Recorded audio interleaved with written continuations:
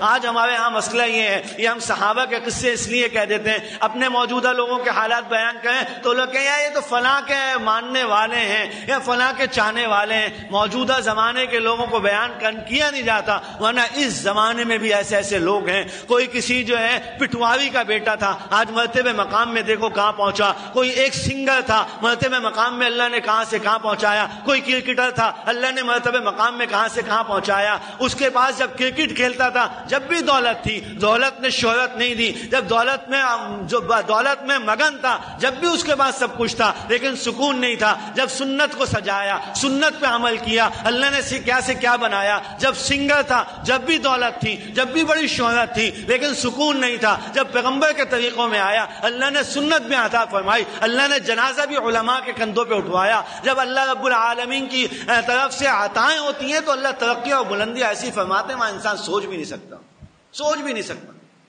لیکن اس زمانے کے واقعات اور قصص کو ناموں کے ساتھ منسوخ کر کے بتائیں تو بولیے تو فلاں کے ماننے والے نہیں، ایک نبی کے ماننے والے ہیں، ایک نبی کے ماننے والے ہیں۔ اور ازل سے یہ نظام چلا، ابد تک یہ چلتا رہے گا۔ جب سے میرے پیغمبر کے نبوت کا تاج رکھا ہے، 40 سال کی عمر میرے نبی کی ہوئی، پیغمبر کو نبوت کا تاج پہنایا، اس اول دن سے لے کے قیامت کی صبح تک اب یہی نظام چلے گا۔ جو میرے نبی کا دامن پکڑے گا، اللہ کا اس کے لیے اعلان ہے، ہم ضائع نہیں ہونے دیں گے، ہم ضائع نہیں ہونے دیں گے۔